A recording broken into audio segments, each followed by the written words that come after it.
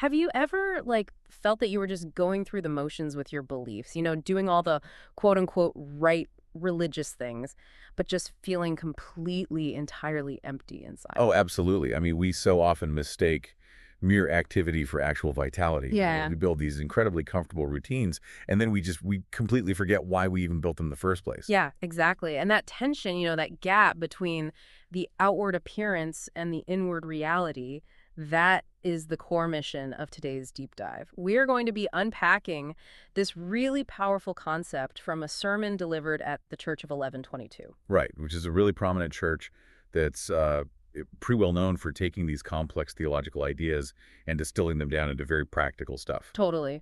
And the theme of this specific message is moving from religion to redemption. To do this, the pastor focuses on Jesus' final week in Jerusalem, specifically from Matthew chapter 21. But to really get the most out of this 1122 sermon, we've brought in a huge stack of supplemental sources. Yeah, we've got a really fascinating mix today. We're looking at historical commentaries, Yeah. some geopolitical analyses of first century Judea, and some biblical cross-references like 2 Samuel and Revelation. Right, and just to be clear, these extra sources, they don't change the sermon's message. They just add this incredible hidden depth to why these ancient events unfolded the way they did and, why they actually matter to you right now. Exactly. And set the stage here. Jesus has turned his face toward Jerusalem. He knows exactly what's waiting for him. I mean, he's walking into the trial, the crucifixion. Most religious city in the world at that time. Yeah, buzzing with activity. But he's not walking in to participate in their religion. He is going there to bring ultimate redemption. And it starts with a really aggressive moment. Oh, it's so aggressive because Yeah. Jesus enters the temple and he doesn't just quietly sit down. Mhm. He immediately makes a whip out of cords and starts violently flipping the tables of the merchants. Just sending coins scattering everywhere. Right. And the 1122 sermon points out that this happened in the Gentile courts.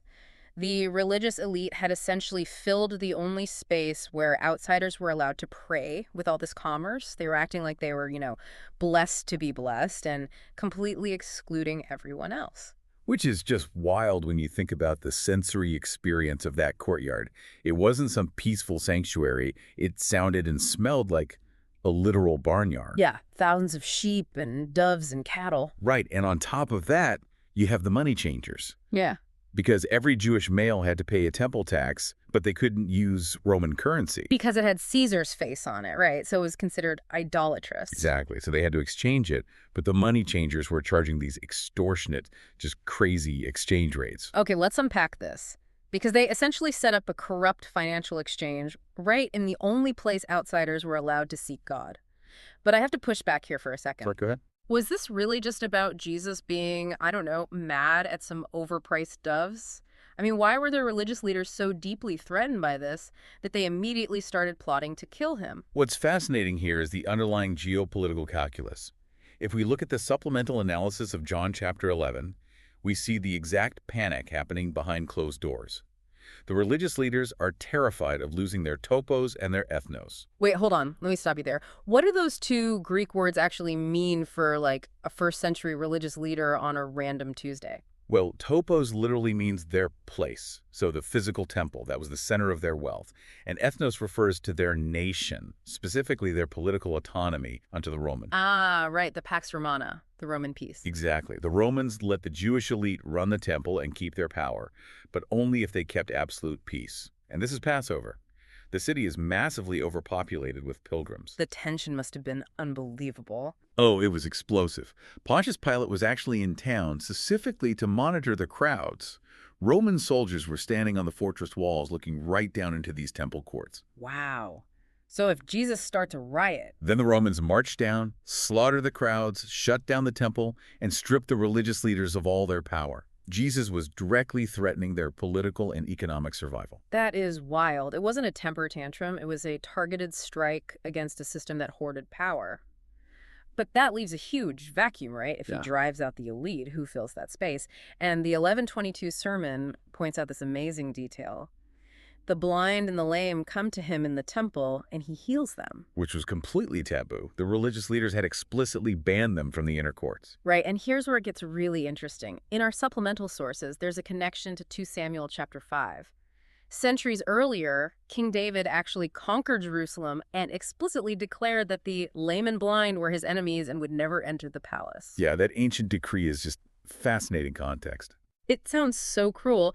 Is Jesus, who is called the Son of David, intentionally clapping back at King David here? He absolutely is. It's a radical divine reversal.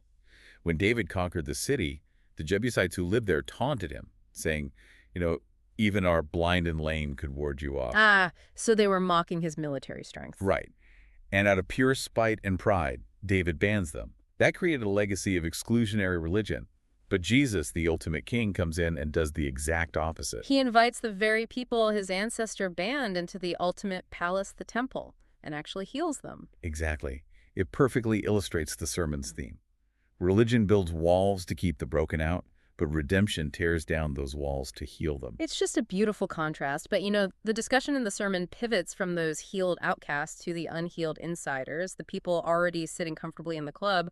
The pastor references the story of the barren fig tree. Yeah, the one that was all leaves and no fruit. Exactly. The sermon warns that the greatest threat to a church isn't the outside world, it's internal apathy and complacency. The pastor even calls out people who just want to sit in the pews and be entertained, calling them, quote, fat babies who refuse to feed themselves. It's a harsh metaphor, but the biology of that fig tree backs it up. The leaves and fruit are supposed to appear at the same time, so a tree with only leaves is basically false advertising. But wait, let me push back on this, because isn't faith supposed to be a source of comfort? Life is hard enough. Why is the pastor, and Jesus for that matter, so harsh about people who just want to be fed and comforted? Shouldn't a shepherd just let the sheep rest? Well, if we connect this to the bigger picture, comfort without action is actually destructive. Our supplemental material on Revelation 3 and James 1 really hits this home. Think about the city of Sardis, the zombie church. The zombie church. Okay, explain that. Yeah, Sardis had this reputation for being incredibly alive and vibrant, but Jesus tells them they are actually dead. Historically, Sardis was a wealthy, impregnable city on a cliff. But they were conquered twice because they were so arrogantly comfortable they literally fell asleep. Wait, really? Like they just didn't post guards? Yep, they didn't even post guards at night. The invading armies just climbed the cliffs in the dark. They were destroyed by their uncomfortable apathy. Wow. So they looked alive on the outside, but were totally asleep on the walls. Exactly. Yeah. And James chapter 1 explains the mechanics of how to stay awake. It says, if you're a hearer of the word but not a doer, you're just deceiving yourself. Just like the fat baby metaphor, if you eat lots of calories but never exercise, your muscles literally atrophy. So true peace doesn't come from just sitting there being apathetic. It comes from actually participating in the redemption process. Right, being a doer, not just a hearer. Okay, so building on that challenge, the 11:22 pastor makes a really blunt admission. He says his job isn't to make people happy or comfortable, it's to make disciples. And he references 2 Timothy chapter 4, predicting a time when people will have, quote, itching ears. Yeah, itching ears, meaning they won't endure sound teaching. They'll just accumulate teachers who tell them what they want to hear. So what does this all mean for us today? Because one of our secular supplemental sources used this great analogy about truth speakers.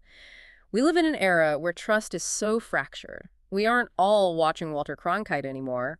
We literally curate our media feeds to only tell us what we already believe. Oh, totally. We live in echo chambers. Right. And the terrifying part is we do the same thing with our theology. We curate our beliefs so we only hear what's comfortable. The source suggested setting up a table of truth, a commitment with friends to speak hard truths in love. That requires so much vulnerability, though. It really does. But I have a question for you. If we're supposed to seek these hard truths instead of just comfortable religion, how should that actually change the way we pray? That is such a great question, and it synthesizes beautifully with the sermon's conclusion. Jesus says faith can move mountains, right? But human nature makes us pray for temporary mountains to move. Like, God, fix my finances, or heal this sickness. Right. And those aren't bad prayers. But as the pastor points out, if you get rich, that money stays here when you die. And even if you get physical healing, it's temporary because everyone eventually dies. Yeah, human mortality still has a 100% success rate. Exactly. So the ultimate eternal mount-moving prayer is actually the prayer for salvation and true inward redemption. That is the truth that cures the itching ear. We have to stop just asking for temporary comfort and start asking for eternal transformation. Man, that is so powerful, because religion says make my life easy, but redemption says transform me, even if it's hard. even if it means flipping the tables in your own life. Right. Well, we have covered some massive ground today. Let's do a quick summary.